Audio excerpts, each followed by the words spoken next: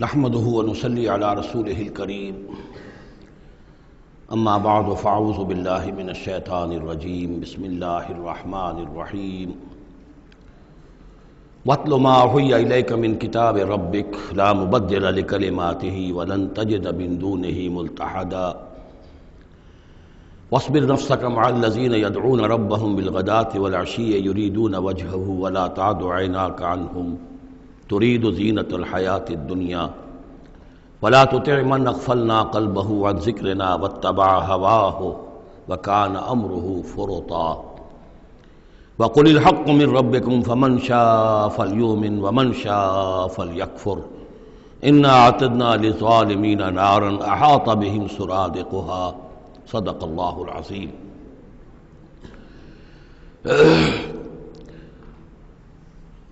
اور پڑھا کرو اس میں سے کہ جو وحی کیا گیا ہے آپ کی جانب آپ کے رب کی کتاب میں سے، اس کی باتوں کا بدلنے والا کوئی نہیں، اور نہیں پاؤ گے تم اپنے لیے اس کے سوا کوئی اور جائے پناہ۔ تھامے رکھو، روکے رکھو اپنے آپ کو ان لوگوں کے ساتھ جو پکارتے ہیں اپنے رب کو صبح و شام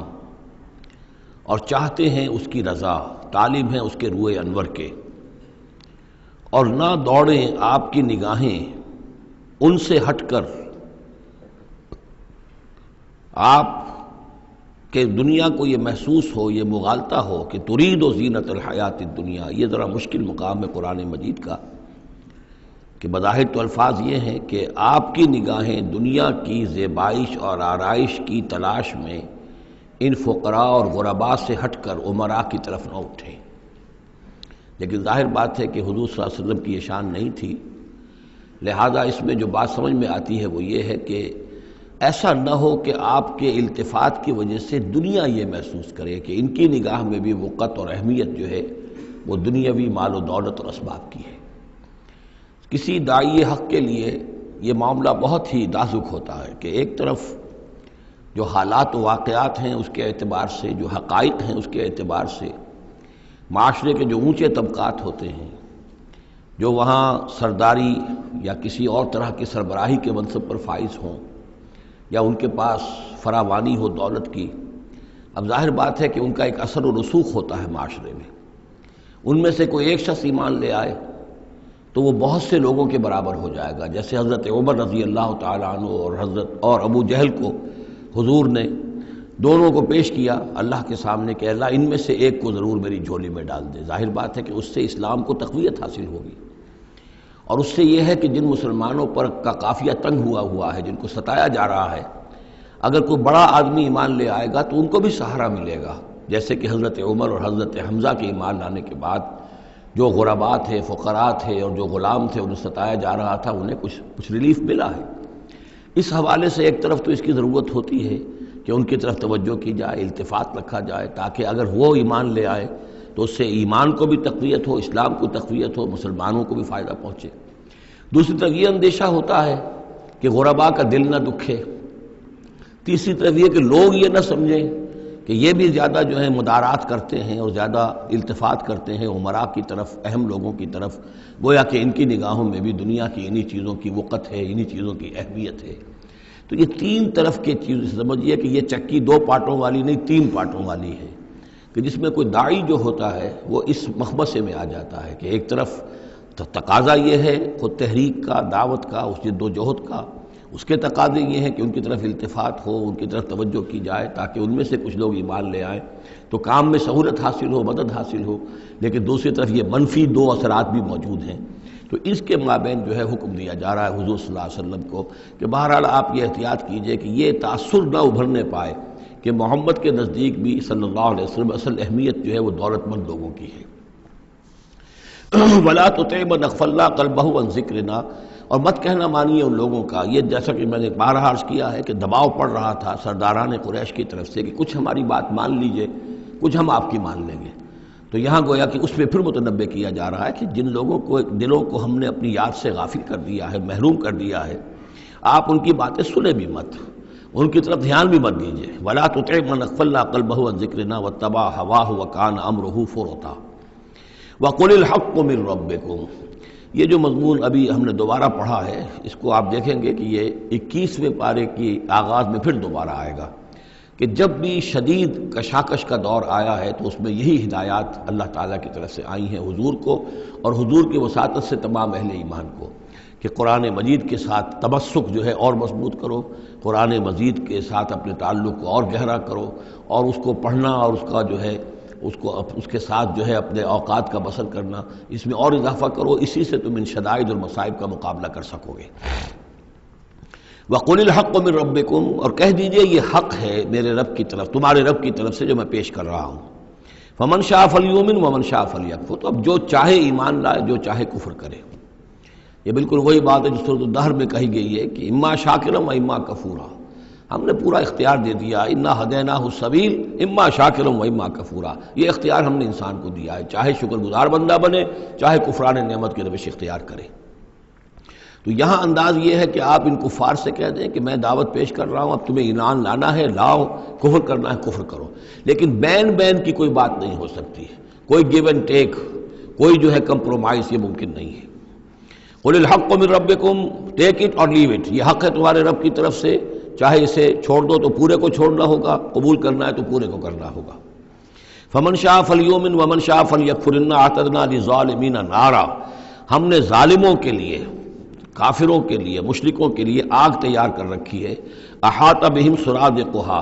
اس کی قناتیں ان کا احاطہ کر لیں گی، وہ قناتوں کی شکل میں آگ ہوگی، ان کو گھیرے میں لے لیں گی۔ وَإِن يَسْتَغِيثُوا، اور اگر وہ پیاس سے جہاں بلب ہو کر پانی مانگیں گے، یغاثوا بماء کالمہل یشفی الوجوہ، تو انہیں ایسا پانی دیا جائے گا پینے کے لیے کہ جیسے بھول، یہ جو محل کے ترجمے کئی کیے گئے ہیں، کھولتے تیل کی تلچھٹ، لاوا، پگھلا ہوا تانبا اور پیپ وغیرہ، مان سدید، ان میں، اور وہ اتنا گرم ہوگا یشفی الوجوہ کہ ان کے چہروں کو بھون دے گا۔ بئس الشراب، بہت ہی بری شے ہوگی پینے کی، وساعت مرتفقہ، اور یہ ان کے لیے ان کی آرام گاہ جو بنے گی جہنم، بہت ہی بری آرام گاہ ہوگی۔ اس کے برعکس وہی سائملٹینیس کنٹراسٹ کا اسلوب، ان الذین آمنوا وعملوا الصالحات، جو لوگ ایمان لائیں اور نیک عمل کریں، انا لا نضیع اجر من احسن عملا، ہمارا یہ اصول نہیں ہے کہ جو لوگ اچھے عمل کریں ان کے اجر کو ہم ضائع کر دیں، ان کا اجر بھرپور انہیں ملے گا۔ اولئک لہم جنات عدن تجری من تحتہم الانہار، یہ وہ لوگ ہیں کہ جن کے لیے ہیں وہ رہنے والے باغات، ریزیڈینشل گارڈنز، جن کے دامن میں ندیاں بہتی ہوں گی، یحلون فیہا من اساور من ذہب، انہیں پہنائے جائیں گے وہاں کنگن سونے کے، ویلبسون ثیابا خضرا من سندس، اور ان کو وہ پہنیں گے وہاں پر کپڑے سبز رنگ کے، باریک ریشم کے اور گاڑھے ریشم کے، یعنی اوپر کا لباس جو ہوگا وہ باریک ریشم کا ہوگا اور جو نیچے کا لباس ہوگا وہ گاڑھے ریشم کا ہوگا۔ متکئین فیہا علی الارائک، اور وہ وہاں پر تکیہ لگائے ہوئے، ٹیک لگائے ہوئے بیٹھے ہوں گے تختوں کے اوپر۔ نعم الثواب، کیا ہی اچھا بدلہ ہوگا، وحسنت مرتفقہ، اور کیا ہی خوب ان کے لیے آرام گاہ ہوگی۔ 5ویں رکوع میں ایک مکالمہ آ رہا ہے دو اشخاص کا۔ ایک شخص وہ ہے کہ جس کو اللہ نے دنیاوی نعمتیں جو بھی اس دور کی تھیں بھرپور دی ہیں، مادی وسائل بھرپور دے رکھے ہیں، اور وہ اس قدر اس کا معاملہ ٹھیک چل رہا ہے کہ ہوتے ہوتے اس کی نگاہ اب اللہ کی طرف سے ہٹ کر ان مادی اسباب و وسائل ہی پر جم گئی ہے، اس کا توکل اور اعتماد اسی پر قائم ہو گیا ہے۔ ایک دوسرا شخص دنیاوی اعتبار سے مرفع الحال نہیں ہے، اس کے پاس دولت نہیں ہے، دنیاوی چیزیں نہیں ہیں، لیکن وہ اللہ تعالیٰ کی معرفت اسے حاصل ہے۔ وہ اس دولت مند آدمی کو کوئی نصیحت کرتا ہے کہ تم اللہ کو بھول گئے ہو، تمہیں چاہیے کہ ہم تمام چیزوں کے اوپر جو بھی اللہ نے تمہیں دی ہیں اس کا شکر ادا کرو، اس کا حق ادا کرو۔ لیکن اس نے اپنے گھمنڈ میں آ کر اسے بہت تلخ جواب دیا کہ میرے پاس یہ سب کچھ ہے، تو گویا کہ میں اللہ تعالیٰ کا لاڈلا ہوں، چہیتا ہوں، تم جوتیاں پٹخار رہے ہو، تمہارے پاس کچھ نہیں ہے، تمہاری کوئی حیثیت نہیں ہے، تمہاری یہ حیثیت ہی نہیں کہ مجھے تم واعظ بھی کہو۔ لیکن یہ کہ اس پر پھر جو ان کے درمیان معاملہ ہوا تو انہوں نے کہا، اس شخص نے، کہ ہو سکتا ہے کہ اللہ تعالیٰ تمہارے اس سارے دولت کو اور مال و اسباب کو ضائع کر دے، لیکن یہ کہ اس نے کہا کیسے ہو سکتا ہے، میں نے سارا بندوبست ٹھیک کیا ہوا ہے۔ بہرحال نتیجہ یہ نکلا کہ اللہ تعالیٰ نے اس کی اس پوری دولت کو ایک طریقے سے ضائع کر دیا، اور پھر وہ اپنے ہتھیلیاں ملتا رہ گیا، کف افسوس ملتا رہ گیا، اور اس نے کہا ہائے کاش کہ میں نے اپنے رب کے ساتھ شرک نہ کیا ہوتا۔ حالانکہ اس پورے رکوع میں کہیں کسی دیوی کا، دیوتا کا، کسی اور الہہ کا کوئی ذکر نہیں ہے۔ تو اس رکوع میں سمجھنے کی بات یہ ہے کہ ایک شرک ہے مادہ پرستی کا شرک، مادی اسباب و وسائل پر اتنا تکیہ ہو جائے، اتنا توکل ہو جائے، اتنا اعتماد ہو جائے کہ پھر اللہ تعالیٰ کو انسان بھول جائے، مسبب الاسباب پر سے نگاہ ہٹ جائے اور وہ سمجھے کہ سارا اعتماد اور توکل میرا ان مادی اسباب و وسائل پر ہے۔ تو یہاں گویا کہ اس نے ان مادی وسائل و اسباب ہی کو اپنا معبود بنا لیا ہے۔ تو یہ شرک ہے جو اس دور کا سب سے بڑا شرک ہے۔ اس دور میں بت پرستی کا شرک بہت کم رہ گیا ہے، اب ستارہ پرستی کا شرک کہاں رہ گیا ہے؟ کون لوگ ہیں جو ستاروں کو پوجتے ہیں؟ اب تو انسان سمجھتا ہے ستاروں تک تو ہم پہنچ ہی جائیں گے، ہمارا علم تو پہنچ ہی چکا ہے، چاند تک ہم اتر آئے ہیں، اب چاند کو کون پوجے گا؟ یہ جو اب ساری جو ہے اب جو پوجا پاٹ ہو رہی ہے وہ تو مادہ پرستی کی ہے، وہ دولت کی ہے، وہ در حقیقت یا وہ نظریاتی طور پر وطن پرستی ہے، اس کا ایک شرک ہے۔ تو یہ اس دور کے شرک کو سمجھنا بہت ضروری ہے، اور یہ رکوع اس اعتبار سے کہ اس میں کسی دیوی دیوتا کا ذکر نہیں ہے۔ تو شرک کون سا کیا اس نے؟ وہ شرک یہی ہے کہ اس نے دنیاوی مال و اسباب اور مادی اسباب و ذرائع کے اوپر اپنے سارے توکل کو جو ہے اس کے ساتھ منسلک کر دیا، یہی گویا کہ اس کو معبود بنا لینا ہے۔ وَاضْرِبْ لَهُم مَثَلَ الرَّجُلَيْنِ، ان کے لیے بیان کیجئے دو اشخاص کی مثال۔ جعلنا لأحدهما جنتین من اعناب، ان میں سے ایک کو ہم نے دیے تھے دو باغ انگوروں کے، وحففناہما بنخل، اور ان دونوں کو گھیرے میں لیا ہوا تھا کھجوروں کے درختوں نے۔ اب دیکھیے کہ انگوروں کی بیلیں ہیں، اور چونکہ ادھر ادھر سے ہوا تیز نہ آئے تو کھجوروں کے جھنڈ جو ہیں وہ چاروں طرف لگے ہوئے ہیں، تاکہ ان کے مابین جو اس کی انگوروں کی بیلیں ہیں وہ بڑی محفوظ ہیں۔ وجعلنا بینہما زرعا، اور ان کے درمیان کھیتی بھی تھی، یعنی یہ کہ اناج کا سامان بھی ہے اور انگوروں کی بیلیں بھی ہیں اور یہ کہ کھجوروں کے درخت بھی ہیں۔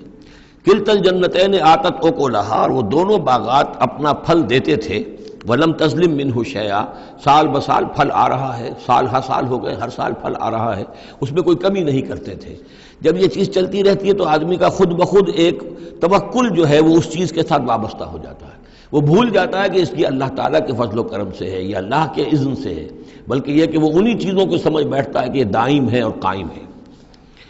وَفَجَّرْنَا خِلَالَهُمَا نَهْرًا، اور ہم نے ان کے مابین ایک نہر بھی نکال دی تھی، آب پاشی کا بھی پورا نظام موجود ہے۔ وَكَانَ لَهُ ثَمَرٌ،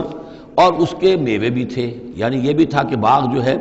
پھلا ہوا اس وقت، انگور بھی ہیں اور کھجور بھی جو ہے درخت جو ہیں لدے ہوئے ہیں، اور ایک اس کا مفہوم یہ بھی ہے میرے نزدیک جو زیادہ راجح ہے کہ اس کو اولاد بھی اللہ نے خوب دی تھی۔ جیسے درختوں پر پھل لگتا ہے تو انسان کے لیے اس کی اولاد جو ہے اس کے پھل کی حیثیت رکھتے ہیں، تو گویا کہ اس کو اولاد بھی ملی تھی۔ فقال لصاحبہ وہو یحاورہ، تو کہا اس نے اپنے ساتھی سے، ان سے وہ گفتگو کر رہے تھے، آپس میں گفتگو کر رہا، انا اکثر منک مالا واعز نفرا، میں تم سے کہیں بڑھ کر ہوں مال میں اور نفری میں۔ اب یہ نفری کے حوالے سے میں نے کان لہو ثمر، اس کے بیٹے بھی تھے، اولاد بھی تھی، تو اس کے حوالے سے وہ نفری کی بات بھی کر رہا ہے، میرے بازو بھی بہت ہیں۔ وَدَخَلَ جَنَّتَهُ، اور وہ داخل ہوا اپنے باغ میں، وَهُوَ ظَالِمٌ لِنَفْسِهِ، اور وہ اپنے جان پر ظلم کر رہا تھا، یعنی اسی گمراہی کے اندر مبتلا تھا۔ قَالَ مَا أَظُنُّ أَن تَبِيدَ هَٰذِهِ أَبَدًا، انہوں نے کہا میں نہیں سمجھتا کہ یہ باغ بھی کبھی اجڑ سکتا ہے۔ کیا مجھے دھمکا رہے ہو کہ اللہ تعالیٰ جو ہے کہیں تم میری یہ دولت سلب نہ کر لے؟ دیکھو میں نے کھجوریں کس حساب سے یہاں پر لگائی ہیں کہ کوئی اگر آئے بھی، کوئی باد سرسر آئے یا کوئی اور بھی ہوا کا تیز لو کے جھونکے آئیں تو وہ میری انگوروں کے بیلوں تک نہ پہنچے۔ یہ گویا کہ سینٹینلز کھڑے ہوئے ہیں، کھجور کے درخت جو ہیں وہ روک رہے ہیں۔ پھر میں نے یہاں پہ آب پاشی کا نظام ہے، نہر چلی ہوئی ہے۔ ما اظن ان تبید هذه ابدا، میں نہیں سمجھتا کہ میرا یہ باغ جو ہے کبھی یہ کہ برباد بھی ہو سکتا ہے۔ وما اظن الساعة قائمة، اور یہ جو تم قیامت وغیرہ کی بات کر رہے ہو، اول تو میرا گمان نہیں ہے کہ کوئی قیامت کھڑی ہونے والی ہے۔ وما اظن الساعة قائمة، میں نہیں سمجھتا کہ یہ قیامت ہونے والی، ہاں ڈکوسلے سے ہیں، کچھ بڑوں سے سنا تو ہے۔ اور یہ کہ وَلَئِن رُدِدتُّ إِلَىٰ رَبِّي، اگر مجھے لوٹا ہی دیا گیا اپنے رب کے پاس، لَأَجِدَنَّ خَيْرًا مِّنْهَا مُنْقَلَبًا، تو مجھے وہاں لازماً ملے گا بہت بہتر لوٹ کر۔ اب اس کے اندر ایک فلسفہ ہے ان کا کہ جب اللہ نے مجھے یہاں دیا، اللہ کے وہ منکر نہیں تھے، اللہ نے مجھے یہاں دیا ہے تو اس کا مطلب یہ کہ میں چہیتا ہوں، لاڈلا ہوں، یا اللہ نے مجھے صلاحیتیں دی ہیں، میں نے بڑی عمدہ پلاننگ کر کے باغ بنائے ہیں، سارا اس کا بندوبست کیا ہے، تو یہ میری جو صلاحیت ہے، یہ اللہ کی دی ہوئی جو میرے اندر ہے، یہ جو خیر ہے، یہ کہاں چلا جائے گا؟ آخرت میں بھی مجھے پھر ملے گا اور اس سے بہتر ملے گا، اور تم جیسے یہاں جوتیاں پٹخار رہے ہو ایسے وہاں پٹخارو گے۔ وَلَئِن رُدِدتُّ إِلَىٰ رَبِّي، اگر بالفرض ہو ہی گیا ایسا، لوٹا ہی دیا گیا میں اپنے رب کی طرف، لَأَجِدَنَّ خَيْرًا مِّنْهَا مُنقَلَبًا، تو اس سے بھی بہتر مجھے وہاں پر ملے گا۔ قَالَ لَهُ صَاحِبُهُ، اب اس اللہ کے بندے نے، جو نیک بندہ تھا، کہا اس سے، اس کے ساتھی نے، وَهُوَ يُحَاوِرُهُ، اور ان سے گفتگو کر رہا تھا، أَكَفَرْتَ بِالَّذِي خَلَقَكَ مِن تُرَابٍ، کیا تو نے کفر کیا اس ہستی کا جس نے تجھے مٹی سے بنایا، ثم من نطفہ، پھر پانی کی گندے پانی کی بوند سے بنایا، ثم سواک رجلا، پھر تجھے ایک پورا انسان بنا کر کھڑا کر دیا۔ اب یہاں نوٹ تجھے کفر کون سا کیا؟ یعنی یہ کہ وہ رب مان رہا ہے اللہ کو، اور رب کے ساتھ اس نے کسی اور کا ذکر نہیں کیا ہے۔ مطلب یہ کہ آخرت کا انکار در حقیقت اللہ کا انکار ہے۔ اگر تم آخرت کے بارے میں جو کہہ رہے ہو کہ نہیں میں نہیں سمجھتا کہ یہ کوئی ہونے والی بات ہے، تو چاہے تم اللہ کو اقرار کر رہے ہو، لیکن حقیقت میں اگر آخرت کو نہیں مانتے تو گویا کہ اللہ کا انکار ہے۔ لیکن هو اللہ ربی، لیکن جہاں تک میرا معاملہ ہے، میں نے تو اللہ کو اپنا رب مانا ہوا ہے، وہی میرا مالک ہے، آقا ہے، ولا اشرک بربی احدا، اور میں اپنے رب کے ساتھ کسی کو شریک نہیں ٹھہراتا۔ ولولا اذ دخلت جنتک قلت ما شاء اللہ، اور کیوں نہ ایسا ہوا کہ اللہ کے بندے جب تو اپنے باغ میں داخل ہوا، تو نے باغ دیکھا، پھلا ہوا ہے، ہرا بھرا ہے، ہر طرف منظر جو ہے بڑا دل خوشکن منظر ہے، تو کہتا ما شاء اللہ۔ یہ پھر وہی مجلسی کلمہ آ گیا جس میں توحید کوٹ کوٹ کر بھری ہوئی ہے، ماشاء اللہ، یہ جو اللہ نے چاہا، جو اللہ نے چاہا، یہ سب اس کے فضل و کرم سے ہے۔ لا قوت الا باللہ، کوئی طاقت نہیں ہے اللہ کے سوا۔ اگر اللہ کی طرف سے یہ بات نہ ہوتی تو میرے اندر کوئی صلاحیت نہیں تھی، اللہ ہی کی ہے در حقیقت، یہ دین ہے اسی کی عطا ہے۔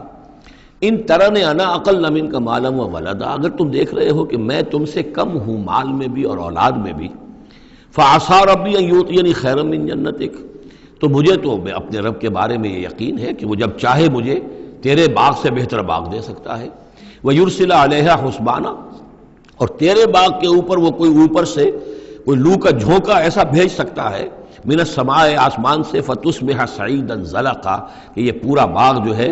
یہ جو ایک ایسا چٹیل میدان ہو کر رہ جائے کہ یہاں کوئی درخت رہے نہ بیلے رہے۔ معلوم ہوا کہ ہر چیز جب آنکھ کھلی گل کی تو موسم تھا خزاں کا، یہ ہو سکتا ہے، عین ممکن ہے۔ اور یصبح ماؤہا غوراً، یا اللہ آسمان سے کوئی ایسی نہ بھی بھیجے کوئی چیز بلا، تو اس کا پانی ہی جو تمہارا یہ جو چشمہ چل رہا ہے، وہ پانی ہی اگر زمین کے اندر گہرا اتر جائے، یہ چشمہ خشک ہو جائے، فلن تستطیع لہ طلبا، اور پھر تو پانی کہیں سے لا نہ سکے، تو یہ باغ خود بخود اچڑ جائے گا۔ یہ سارے امکانات ہیں، مسبب الاسباب نے تمہارے لیے اس وقت سارے اسباب جمع کر رکھے ہیں، جب چاہے گا ان میں سے کسی ایک سبب کی بھی اگر تناب کھینچ لے تو یہ سارا معاملہ جو ہے یہ تو شیش محل کی طرح کا ہے، ایک ہی جو پتھر ہے وہ اس سب کو چکنا چور کر دے گا۔ وَأُحِيطَ بِثَمَرِهِ، معلوم ہوتا کہ وہ بہت ہی کوئی اللہ کا پہنچا ہوا شخص تھا، جو اللہ کا دوست تھا، اور اس کا دل دکھایا اس شخص نے، جس کو تانا دیا اسے انا خیر من کہ انا اکثر منک مالا و ولدا، تو اس حوالے سے اس کا دل دکھا ہے۔ اور یہ جان لیجئے کہ کسی اللہ والے کا من عادى لی ولیا فاذنته للحرب، تو ایک حدیث قدسی ہے، جو شخص میرے کسی ولی کے ساتھ دشمنی کرے پھر میری طرف سے اس کے خلاف اعلان جنگ ہے، تو اس نے چونکہ یہ دل دکھایا ہے۔ اور فارسی کا ایک شعر بھی بڑا مزیدار ہے کہ ہیچ قوم را خدا رسوا نہ کرد، تا دلے صاحب دلے نامد میں درد، کسی صاحب دل کے دل کو ٹھیس لگتی ہے، درد اس کے اندر پیدا ہو جاتا ہے، صاحب دل ہو، اللہ کی محبت اس کے دل میں ہو اور اسے ٹھیس پہنچے، تو تا دلے صاحب دلے نامد میں درد، ہیچ قوم را خدا رسوا نہ کر، قومیں بڑی رسوا ہو جاتی ہیں کسی ایک اللہ والے کی کہ دل جو ہے اس کی دل کو اگر تکلیف پہنچے۔ تو وَأُحِيطَ بِثَمَرِهِ، اس کا سارا ثمر سمیٹ لیا گیا، اللہ تعالیٰ نے جو کچھ اس کو دیا تھا وہ سلب کر لیا، باغ بھی ختم ہوا، اولاد بھی ختم ہوئی۔ فَأَصْبَحَ يُقَلِّبُ كَفَّيْهِ عَلَى مَا أَنفَقَ فِيهَا، تو وہ رہ گیا کو ملتا ہوا، اپنی ہتھیلیوں کو ملتا ہوا، جسے ہم کہتے ہیں کف افسوس ملنا۔ یقلب کفیہ علی ما انفق فیہا، جو کچھ اس نے خرچ کیا تھا، انویسٹ کیا تھا، محنت کی تھی، کتنا عرصہ لگا تھا اس باغ کے پلاننگ میں، باغ کو اس نے لگایا تھا، کہاں کہاں سے پودے لایا ہوگا۔ ما انفق فیہا وہی خاویۃ علی عروشہا، اور وہ باغ جو ہے گرا پڑا ہوا تھا اپنی چھتریاں کے اوپر، کیونکہ جو انگور کی بیلیں ہوتی ہیں، وہ ٹٹیاں ہوتی ہیں، چھتریاں ہوتی ہیں، وہ سب اوندھی پڑی ہیں۔ وَيَقُولُ يَا لَيْتَنِي لَمْ أُشْرِكْ بِرَبِّي أَحَدًا، اور اس وقت وہ کہہ رہا تھا ہائے میری شامت، کیا کاش کہ میں نے اپنے رب کے ساتھ شرک نہ کیا ہوتا۔ اب یہ کون سا شرک ہے؟ اس پوری اس گفتگو کے اندر کہیں کسی دیوی کا، دیوتا کا، کسی کا ذکر نہیں ہے، کسی کی شفاعت کا ذکر نہیں ہے۔ یہ ہے ہمارا آج کا نقشہ مادہ پرستی کا، آج کی ہماری ذہنیت جو ہے پوری کی پوری اس رکوع کے اندر موجود ہے۔ وَلَمْ تَكُنْ لَهُ فِئَةٌ يَنْصُرُونَهُ، اور نہ ہوئی پھر اس کی کوئی جماعت، کوئی اس کی فوج ہوتی جو اس کی مدد کرتی من دون اللہ، اللہ کے مقابلے میں۔ وَمَا كَانَ مُنْتَصِرًا، اور نہ ہی وہ اس قابل تھا کہ کسی سے انتقام لے۔ کس سے انتقام لے؟ سارا فیصلہ تو اللہ کی طرف سے ہوا ہے۔ هُنَالِكَ الْوَلَایَةُ لِلَّهِ الْحَقِّ، یہاں تو حکومت اور اختیار کل کا کل اللہ ہی کے لیے ہے، سچے اللہ کے لیے جو الحق ہے۔ یہ ولایا ہے واو کے زبر کے ساتھ۔ والی کہتے ہیں حاکم کو، مالک کو والی، والی سے ولایا بنتا ہے۔ ولی کہتے ہیں دوست، پشت پناہ، اور اس سے ولایا بنتا ہے، ولایت باہمی۔ اللہ ولی الذین آمنوا یخرجہم من الظلمات الی النور، اور الا ان اولیاء اللہ لا خوف علیہم ولا هم یحزنون، یہ ولایت ہے واو کے زیر کے ساتھ۔ اور والی ہونا کسی کا، فلاں ملک کا والی فلاں تھا، یعنی وہاں کا حکمران تھا، بادشاہ تھا، تو یہاں کی بادشاہی، یہاں کا اختیار، ہنالک الولایۃ للہ الحق، کل ولایت اللہ ہی کے حق میں ہے۔ ہوا خیر ثوابا و خیر عقبا، یقیناً وہی بہتر ہے انعام دینے والا، اور وہی بہتر ہے نتیجے کے اعتبار سے، عاقبت کے اعتبار سے۔ وَاضْرِبْ لَهُم مَثَلَ الْحَیَاةِ الدُّنْیَا، اور ان کے لیے ذرا بیان کیجئے ایک مثال دنیا کی زندگی کے لیے۔ کَمَاءٍ أَنزَلْنَاهُ مِنَ السَّمَاءِ، جیسے پانی کہ ہم نے اتارا آسمان سے، فاختلط بہ نبات الارض، اس کے ساتھ رل مل کر زمین کا جو سبزہ ہے وہ نکل آیا۔ فاصبح حشیما تذروہ الریاح، اب یہ ایک لمبی بات ہے جسے مختصر کیا گیا کہ پھر کچھ عرصے کے بعد وہ سبزہ جو ہے وہ زرد پڑ جاتا ہے، پھر دھوپ کے اندر سوکھ کر پیلا ہو گیا، پھر چورا چورا ہو گیا، پھر وہ چٹیل زمین کی زمین رہ گئی۔ تو زندگی کا یوں سمجھیے کہ جیسے فصل لے لیجئے، کھیت کے اندر آپ نے بیج ڈالے ہیں، ہل چلایا ہے، پانی دیا ہے، اب فصل ہے، لہرا رہی ہے، ہریاول ہے، بڑا دل خوش کن منظر ہے۔ کچھ دنوں کے بعد اسی فصل کے اوپر جو زردی آ جاتی ہے، پھر وہ پک گئی ہے، اس کے بعد وہ کٹ جاتی ہے، کٹنے کے بعد پھر وہی منظر وہی ہے، وہی ویران منظر ہے، اور کہیں کہیں جو ہے وہ جو بھی توڑی کے تن کے کچھ پڑے ہوئے ہیں، اللہ اللہ خیر صلی اللہ۔ یہ جو سائیکل ہے، یہ پلانٹ لائف کی سائیکل ہے، 3 مہینے کی ہے، 4 کی ہے، 6 کی ہے، 7 کی ہے، یہی ہے نا۔ لیکن یہی سائیکل ایک بڑے پیمانے پر انسانی زندگی کی ہے۔ ایک بچہ پیدا ہوا، اس وقت جو ہے بڑی خوشیاں منائی گئیں، پھر وہ بڑا جوان ہوا، قوی ہوا، طاقت والا ہوا، پھر اس کے اوپر ادھیڑ ابھر آ گئی، بال میں سفیدی آ گئی، چہرے پر جو ہے وہ جھریاں پڑنی شروع ہوئیں، اس کے بعد پھر اس پر موت وارد ہوئی، پھر اسے قبر میں اتار دیا گیا، وہ مٹی سے تھا اور مٹی میں جا کر مل گیا۔ ایک ہی سپین ایک چل رہا ہے، سائیکل چل رہا ہے۔ یہ انسانی زندگی کا سائیکل ہے، اور یہ جو نباتاتی زندگی کا سائیکل ہے، فرق اس میں کچھ نہیں ہے۔ اوپر سے پانی آیا اور زمین کا سبزہ نکل آیا، اوپر سے روح آئی ہے، اور ہمارے یہ اجساد اس زمین سے نکلے ہوئے ہیں، ان دونوں نے مل کر ہمیں اس حیات دنیاوی کی ایک شکل دے دی ہے۔ روح اوپر سے آئی ہے، زمینی شے نہیں ہے، بولے روح من امر ربی، اور یہ کہ زمینی طور پر جو بھی کچھ ہے، یہ جو نظام ہے یہاں کا، اس میں یہ ہمارا جسم بنتا ہے اپنے ماؤں کے پیٹوں میں، اور پھر یہ روح کے ساتھ مل کر اس دنیا کی زندگی کے اندر ایک جو ہے ایک وقفہ امتحان جو ہے اس کو بسر کر رہا ہے۔ وَاضْرِبْ لَهُم مَثَلَ الْحَیَاةِ الدُّنْیَا، ان کے لیے دنیا کی زندگی کی مثال بھی بیان کیجئے، کَمَاءٍ أَنزَلْنَاهُ مِنَ السَّمَاءِ، جیسے کہ پانی جو ہم نے اتارا آسمان سے، فاختلط بہ نبات الارض، تو پھر اس کے ساتھ سبزہ جو ہے زمین کا رل مل کر نکل آیا، فاصبح حشیما، پھر وہ ہو گیا چورا چورا، تذروہ الریاح، کہ جنہیں ہوائیں لیے اڑتی پھر رہی ہیں۔ وَكَانَ اللَّهُ عَلَىٰ كُلِّ شَيْءٍ مُقْتَدِرًا، اور یہ اللہ تعالیٰ جو ہے ہر شے پر قادر ہے، اس کے لیے جیسے یہ سائیکل چل رہا ہے تمہارا نباتاتی، ایسے ہی حیواناتی ہے، ایسا ہی تمہارا انسانی زندگی کا ہے۔ المال والبنون زینت الحیات الدنیا، یہ زینت کا لفظ 3 مرتبہ اس صورت میں آیا ہے، اور یہ اس کا عمود ہے، میں بتا چکا ہوں آپ کو۔ انا جعلنا ما علی الارض زینۃ لہا لنبلوہم ایہم احسن عملا، پھر آیا ترید و زینت الحیات الدنیا۔ اے نبی دیکھیے کہیں لوگوں کو گمان نہ ہو کہ محمد بھی دنیا کی زندگی کی زیبائش اور آرائش ہی پر ریجھے ہوئے ہیں، معاذ اللہ، صلی اللہ علیہ وسلم۔ اب یہاں فرمایا یہ دنیا کی زندگی جو تمہاری ہے، اس میں اولاد اور مال یہ تمہارے لیے زیبائش ہے، آرائش ہے، لیکن کتنی دیر کی؟ صرف اس زندگی کا معاملہ ہے۔ اسی کے لیے یہ ساز و سامان ہے جو برت لو گے، یہ رشتے جو ہیں یہ بھی یہاں ہی کے لیے ہیں، آخر میں تو ظاہر بات ہے کہ پھر جو ہے تمہیں اکیلے جا کر پیش ہونا اللہ کی عدالت میں، نہ کوئی باپ تمہارا ساتھ دے گا، نہ کوئی بیوی ساتھ دے گی، نہ کوئی بیٹا ساتھ دے گا، کلہم آتی ہے یوم القیامت فردا۔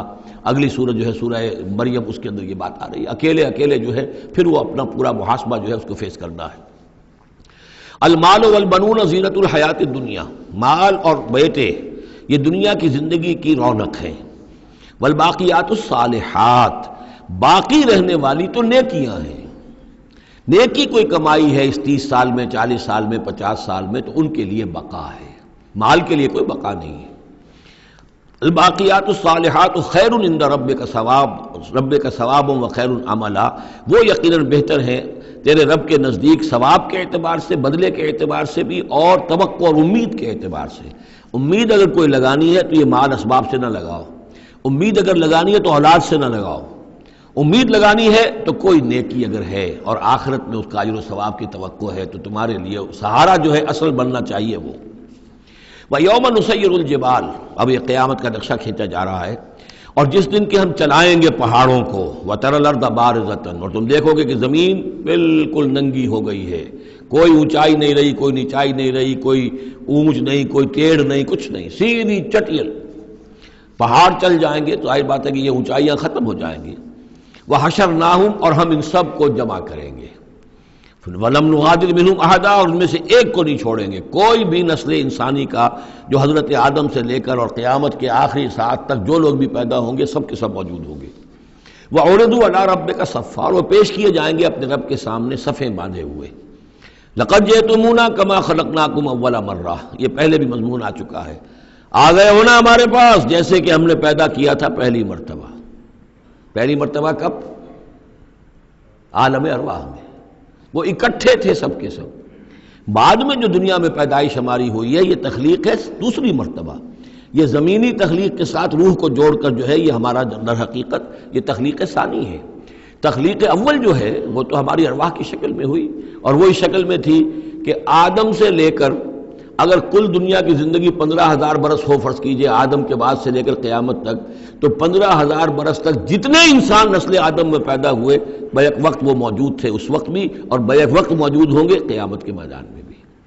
لَقَدْ جِئْتُمُونَا، آ گئے ہو ہمارے پاس، كَمَا خَلَقْنَاكُمْ أَوَّلَ مَرَّةٍ، جیسے کہ ہم نے پیدا کیا تھا تمہیں پہلی بار۔ بَلْ زَعَمْتُمْ أَن لَّن نَّجْعَلَ لَكُم مَّوْعِدًا، اس وقت ہم نے تم سے ایک قول و قرار لیا تھا، لست بربکم قالوا بلا، لیکن اس دنیا کی زندگی میں تمہیں یہ گمان ہو گیا تھا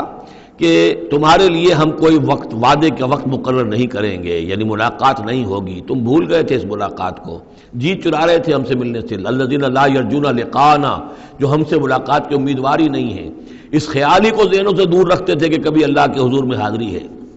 ووضع الکتاب، اور اعمال نامہ لا کر رکھ دیا جائے گا، وضع۔ اب وہ اعمال نامہ کیا ہوگا؟ کون سا جوائنٹ قسم کا کوئی کمپیوٹر ہوگا؟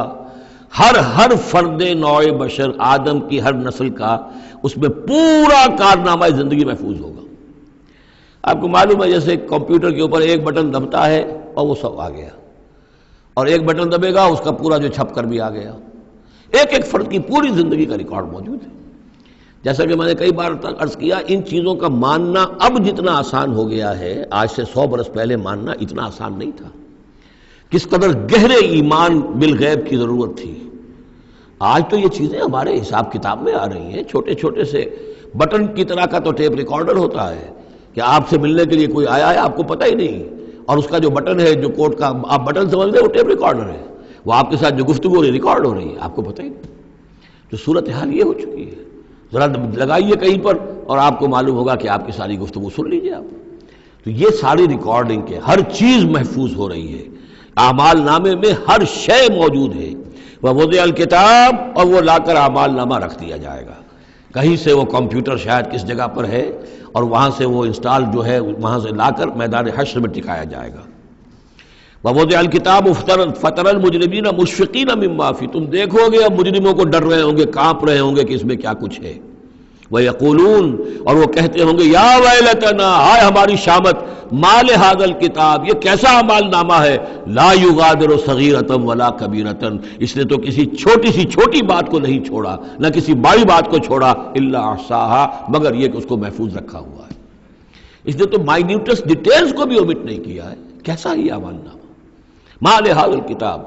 لا یغادر صغیرۃ ولا کبیرۃ الا احصاها ووجدوا ما عملوا حاضرا ما عملوا اور وہ پائیں گے جو بھی عمل انہوں نے کیا ہوگا اسے موجود. ولا یظلم ربک احدا تیرا رب کسی پر ظلم نہیں کرے گا. یہ تمہارے اپنے اعمال ہیں. اب دیکھیے یہاں 6 رکوع ختم ہوئے, 7واں رکوع شروع ہو رہا ہے اور 7ویں رکوع کی پہلی آیت سورہ بنی اسرائیل میں بھی یہی تھی وَإِذْ قُلْنَا لِلْمَلَائِكَةِ اسْجُدُوا لِآدَمَ فَسَجَدُوا إِلَّا إِبْلِيسَ. بالکل ٹھیک درمیان میں سورہ بنی اسرائیل میں بھی 12 رکوع اس کے ہیں, 12 رکوع اس کے ہیں. سورہ بنی اسرائیل کی 111 آیات ہیں, سورہ کہف کی 110 آیات ہیں. یعنی یوں سمجھیے کہ نہایت حسین, متوازن, ہر اعتبار سے بہت ہی خوبصورت جوڑا ہے. اس کی نسبت زوجیت جو ہے اس سورہ بنی اسرائیل اور سورہ کہف کی بہت نمایاں ہے. میری ایک کتاب ہے وہ اس میں آخری جو ہے اسی پر بحث ہے, قرآن حکیم کی صورتوں کا اجمالی تجزیہ, جس میں کہ اس کی نسبت زوجیت کو میں نے بڑی تفصیل کے ساتھ, اگرچہ بڑی اختصار ہے لیکن جامعیت کے ساتھ بیان کر دیا ہے. وَإِذْ قُلْنَا لِلْمَلَائِكَةِ اسْجُدُوا لِآدَمَ فَسَجَدُوا إِلَّا إِبْلِيسَ اور جو یاد کرو جب کہ ہم نے کہا تھا فرشتوں سے کہ جھکو آدم کے سامنے, سجدہ کرو آدم کو, تو ان سب نے سجدہ کیا لیکن نہیں کیا ابلیس نے. کان من الجن, اب یہاں وہ حقیقت کھول دی گئی جو بقیہ 6 جگہوں پر نہیں ہے, وہ جنات میں سے تھا. فَفَسَقَ عَنْ أَمْرِ رَبِّهِ, فا یہاں پر اب علت کو ظاہر کر رہا ہے. فرشتہ کبھی بھی اللہ کے حکم سے سرتابی نہیں کرتا, فرشتہ اللہ کے حکم کی نافرمانی نہیں کرتا. یفعلون ما یؤمرون لا یعصون اللہ ما امرهم. تو یہ جو نافرمانی اس نے کی ہے اس کی وجہ یہ ہے کہ وہ فرشتوں میں سے نہیں تھا, جنات میں سے تھا. کان من الجن ففسق عن امر ربه, تو اس نے وہ نگل بھاگا اپنے رب کے حکم سے, یہ نافرمانی کی اپنے رب کے فرمان کی. افتتخذونه وذریته اولیاء من دونی, تو سوچو اے اولاد آدم کیا تم اس کو اپنا ولی بناتے ہو اور اس کی نسل کو, اس کی اولاد کو, اس کے چیلوں چاٹوں کو, اس کے ایجنٹوں کو, ان سے دوستیاں گاٹتے ہو, من دونی مجھے چھوڑ کر. میں تمہارا خیر خواہ, میں نے تمہارے سامنے سارے فرشتوں کو جھکوا دیا, میں نے تمہیں خلافت عرضی عطا فرمائی, تم میری کریشن کا ماسٹر پیس, کلائمیکس, اور تم بدبختو تم نے مجھے چھوڑ کر دوست بنایا اس شیطان لعین کو اور اس کے ایجنٹوں کو اور اس کی اولاد کو, چاہے وہ اس کے ایجنٹ جو ہیں وہ اس کے صلب سے ہیں, اس کی اولاد سے ہیں, اور یا یہ کہ انسانوں میں سے ہیں. افتتخذونہ وذریتہ اولیاء من دونی, کیا تم اسے اور اس کے اولیاء اور اس کی نسل کے لوگوں کو, اس کی اولاد کو ولی بنا رہے ہو مجھے چھوڑ کر, وہم لکم عدو, جبکہ فی الواقع وہ تمہارے دشمن ہیں. بئس للظالمین بدلا, کتنا برا بدل ہے کہ جو ان ظالموں نے اپنے لیے اختیار کیا ہے. اللہ کو چھوڑ کر ان کی رفاقت, اللہ کی دوستی چھوڑ کر اس شیطان لعین کی دوستی. ما اشہدتہم خلق السماوات والارض ولا خلق انفسہم, میں نے تو ان جنات کو نہ تو انہیں شہید بنایا تھا آسمان اور زمین کی تخلیق کا اور نہ ان کے اپنی تخلیق کا. وما کنت متخذ المضلین عضدا, اور میں ایسے بہکانے والوں کو اپنا مددگار نہیں بنایا کرتا. یہ جو تم نے ان کو میرے برابر بنا دیا, اس کو مجھے چھوڑ کر انہیں ولی بنا لیا, ان کی دوستی کر رہے ہو, تو آسمان کی اور زمین کی تخلیق میں بلکہ خود ان کی تخلیق میں وہ کوئی اس کے شاہد نہیں ہے. وَيَوْمَ يَقُولُ نَادُوا شُرَكَائِيَ الَّذِينَ زَعَمْتُمْ, اور جس دن کہ اللہ کہے گا کہ پکارو ذرا میرے ان شرکاء کو جن کا تمہیں زعم ہو گیا تھا, تمہیں گمان تھا کہ وہ میرے شریک ہیں. فَدَعُوهُمْ, تو وہ پکاریں گے ان کو. فَلَمْ يَسْتَجِيبُوا لَهُمْ, تو وہ انہیں کوئی جواب نہیں دیں گے. وَجَعَلْنَا بَيْنَهُمْ مَوْبِقًا, اور ان کے درمیان ہم ہلاکت والی گھاٹی حائل کر دیں گے, خلیج حائل کر دیں گے, کہ وہ جو شرکاء چاہے اولیاء اللہ ہی ہوں اور چاہے وہ انبیاء ہوں اور چاہے فرشتے ہوں, لیکن وہ کہ خلیج حائل ہوگی ہلاکت کی, وہ ان کی مدد کے لیے یا ان کی بات سن کر ان کے سفارش کرنے کے لیے نہیں آ سکیں گے. وَرَأَى الْمُجْرِمُونَ النَّارَ, اور مجرمین جو ہیں ظالم گناہگار کافر, وہ دیکھیں گے آگ کو کہ اب یہ ہے جس میں ہمیں جھونکا جانا ہے. فَظَنُّوا أَنَّهُمْ مُوَاقِعُوهَا, اور انہیں یقین ہو جائے گا کہ اب وہ اس میں ڈال دیے جائیں گے. وَلَمْ يَجِدُوا عَنْهَا مَصْرِفًا, اور وہ نہیں پائیں گے اس سے کہیں بھی بھاگنے کی کوئی جگہ, اس سے انحراف کی کوئی راستہ. وَلَقَدْ صَرَّفْنَا فِي هَذَا الْقُرْآنِ لِلنَّاسِ مِنْ كُلِّ مَثَلٍ, یہ آیت جو کہ تو سورہ بنی اسرائیل میں بھی آیت نمبر 89 ہے, وہاں یہاں یہ آیت 54 ہے. لیکن فرق کیا ہے؟ وہاں ہے وَلَقَدْ صَرَّفْنَا فِي هَذَا الْقُرْآنِ مِنْ كُلِّ مَثَلٍ، وَلَقَدْ صَرَّفْنَا فِي الْقُرْآنِ، وہاں ذرا الفاظ کا تھوڑا سا فرق ہے۔ وَكَانَ الْإِنسَانُ أَكْثَرَ شَيْءٍ جَدَلًا، ہم نے اس قرآن میں کل مثالیں جو بیان کر دی ہیں لوگوں کی ہدایت کے لیے، لیکن یہ کہ وہاں ہے فَأَبَى أَكْثَرُ النَّاسِ إِلَّا كَفُورًا، لیکن اکثر لوگ جو ہیں وہ کفران نعمت ہی پر اڑے رہتے ہیں۔ یہاں فرمایا وَكَانَ الْإِنسَانُ أَكْثَرَ شَيْءٍ جَدَلًا، لیکن انسان جو ہے تمام مخلوقات سے بڑھ کر ہے جھگڑالو۔ وَمَا مَنَعَ النَّاسَ أَن يُؤْمِنُوا، یہ الفاظ بھی جو کہ تو سورہ بنی اسرائیل میں بھی آئے تھے۔ وَمَا مَنَعَ النَّاسَ أَن يُؤْمِنُوا، آیت نمبر 94 ہے یہ وہاں۔ وَمَا مَنَعَ النَّاسَ أَن يُؤْمِنُوا إِذْ جَاءَهُمُ الْهُدَىٰ وَيَسْتَغْفِرُوا رَبَّهُمْ، اور نہیں روکا لوگوں نے کو ایمان لانے سے جبکہ ان کے پاس ہدایت آ گئی کہ وہ استغفار کرتے اپنے رب سے، إِلَّا أَن تَأْتِيَهُمْ سُنَّةُ الْأَوَّلِينَ، وہاں آیا ہے إِلَّا أَن قَالُوا أَبْعَثَ اللَّهُ بَشَرًا رَسُولًا، کہ ان کو ایمان سے روکنے والی ان کا یہ خیال تھا کہ کیا اللہ تعالیٰ نے انسان کو رسول بنا کر بھیجا ہے۔ یہاں فرمایا الا ان تاتیہم سنت الاولین، ان کو جو روکا گیا ہے وما منع الناس ان یؤمنوا اذ جاءهم الہدی، یہ جو رک گئے ہیں جب ہدایت ان کے پاس آ گئی کہ ایمان نہیں لا رہے اور استغفار نہیں کر رہے، الا ان تاتیہم سنت الاولین، مگر یہ کہ ان پر آ کر رہے گی اب وہی جو پہلو کا جو انجام ہوا تھا وہی ان کے اوپر بھی مسلط ہوگا، او یاتیہم العذاب قبلا، یا یہ کہ عذاب ان کے سامنے آ جائے گا۔ وما نرسل المرسلین الا مبشرین ومنذرین، یہاں پہ جمع کے صیغے میں آ رہا ہے، سورہ بنی اسرائیل میں واحد کے صیغے میں آیا تھا آخری رکوع میں، وما ارسلناک الا مبشرا ونذیرا، اور ہم نے نہیں بھیجا ہے محمد آپ کو مگر مبشر اور نذیر بنا کر۔ یہاں جمع کے صیغے میں وما نرسل المرسلین الا مبشرین ومنذرین ویجادل الذین کفروا بالباطل، اور یہ کافر جو ہیں یہ جھگڑتے ہیں کفر اور بالباطل، جھوٹ کے لیے، جھوٹ کی طرف سے، لیدحضوا بہ الحق، تاکہ اس کے ذریعے سے حق کو بچلا دیں، حق کو ٹلا دیں، حق کو شکست دے دیں۔ یہ جھگڑ رہے ہیں، دلیل بازی کر رہے ہیں، مناظرے کر رہے ہیں، حجتیاں کر رہے ہیں۔ وَيُجَادِلُ الَّذِينَ كَفَرُوا بِالْبَاطِلِ لِيُدْحِضُوا بِهِ الْحَقَّ وَاتَّخَذُوا آيَاتِي وَمَا أُنذِرُوا هُزُوًا، اور انہوں نے میری آیات کو اور جو انہیں انذار کیا گیا، خبردار کیا گیا، اس کو ہنسی مذاق اور ٹھٹھا بنا لیا ہے۔ وَمَنْ أَظْلَمُ مِمَّنْ ذُكِّرَ بِآيَاتِ رَبِّهِ، اس شخص سے بڑھ کر ظالم کون ہوگا جسے اس کے رب کی آیات کے ذریعے سے نصیحت کی جائے، یاد دہانی کرائی جائے، فَأَعْرَضَ عَنْهَا، پھر بھی وہ اعراض کرے ان آیات الہیہ سے، وَنَسِیَ مَا قَدَّمَتْ يَدَاهُ، اور بھول جائے کہ اس کے دونوں ہاتھوں نے آگے کیا بھیجا ہوا ہے، کیا کرتوت ہے جو بھیجے ہوئے ہیں۔ اگر تو ایمان لے آتا، ان آیات سے استفادہ کرتا، اپنے کیے پر پچھتاتا، توبہ کرتا، اس دنیا ہی میں اپنے سابقہ گناہوں کی اللہ تعالیٰ سے معافی لے کر جاتا۔ لیکن یہ کہ یہاں تو صورت یہ ہے کہ وَمَنْ أَظْلَمُ مِمَّنْ ذُكِّرَ بِآيَاتِ رَبِّهِ، اسے تذکیر کی گئی، نصیحت کی گئی اس کے رب کی آیات سے، فَأَعْرَضَ عَنْهَا، اس نے اعراض کیا، وَنَسِیَ مَا قَدَّمَتْ يَدَاهُ، اور بھولے رہا وہ کہ کیا کچھ اس نے آگے بھیجا ہوا ہے، کیا جھانٹ جکار جو ہے اس نے عاقبت کے لیے تیار کیا ہوا ہے۔ اِنَّا جَعَلْنَا عَلَىٰ قُلُوبِهِمْ أَكِنَّةً أَن يَفْقَهُوهُ، یہ مضمون بھی آ چکا ہے سورہ بنی اسرائیل میں، حجابا مستورا، اور ہم نے ان کے دلوں کے اوپر جو ہے پردے ڈال دیے ہیں۔ اِنَّا جَعَلْنَا عَلَىٰ قُلُوبِهِمْ أَكِنَّةً أَن يَفْقَهُوهُ، ہم نے ان کے دلوں کے اوپر پردے ڈال دیے ہیں کہ اسے سمجھ نہ پائیں، وَفِي آذَانِهِمْ وَقْرًا، اور ان کے کانوں میں ہم نے ثقل پیدا کر دیا، بوجھ پیدا کر دیا کہ یہ سن نہیں سکتے۔ وَإِن تَدْعُوهُمْ إِلَى الْهُدَىٰ، اور اگر آپ پکاریں گے انہیں ہدایت کی طرف دعوت دیں گے، فَلَن يَهْتَدُوا إِذًا أَبَدًا، تو یہ کبھی بھی ہدایت پانے والے نہیں ہیں۔ یعنی اب ان کے دلوں پر مہر لگ چکی ہے، اب اللہ تعالیٰ کا وہ جو قانون ہے ہدایت و ضلالت کا، اس کی جو آخری دفعہ ہے وہ ان کے اوپر لگ چکی ہے، ان کے اوپر اپلائی ہو چکی ہے۔ وَرَبُّكَ الْغَفُورُ ذُو الرَّحْمَةِ، اور آپ کا رب جو ہے بہت بخشنے والا ہے، بہت رحمت والا ہے۔ لَوْ يُؤَاخِذُهُم بِمَا كَسَبُوا لَعَجَّلَ لَهُمُ الْعَذَابَ، اگر وہ جو کچھ بھی ان کی کمائیاں ہیں، جو کرتوت ہیں، ان کے اوپر فوراً مواخذہ کر لیتا تو بہت جلدی ان کو عذاب جو ہے بھیج دیتا۔ اس سے پہلے آ چکا ہے، پھر زمین کے اوپر تو کوئی ایک انسان بھی باقی نہ رہتا اگر فوری طور پر انسان کو جو ہے سزا دے دی جائے۔ لَعَجَّلَ لَهُمُ الْعَذَابَ، تو اللہ تعالیٰ یقیناً بہت جلدی دے دیتا ان کو عذاب۔ بل لَهُم مَوْعِدٌ، نہیں، ان کے لیے ایک وقت ہے، وعدے کا وقت ہے جو معین ہے۔ لَن يَجِدُوا مِن دُونِهِ مَوْعِلًا، وہ اس سے کہیں سرکنے کی جگہ نہیں پائیں گے۔ جب وہ اجل آ جائے گی، جب وہ موعد آ جائے گا، جو وعدے کا وقت آ جائے گا، پھر جیسے پہلے ہم پڑھ چکے لا يستقدمون ولا يستاخرون، نہ اب آگے جا سکیں گے نہ پیچھے۔ وَإِذْ قَالَ وَتِلْكَ الْقُرَىٰ أَهْلَكْنَاهُمْ لَمَّا ظَلَمُوا، اور یہ وہ بستیاں ہیں جن کا کہ ذکر ہم قرآن مجید میں بار بار کر چکے ہیں، یا احقاف کے اندر جو لوگ آباد تھے، اور یہ جو حجر میں لوگ تھے،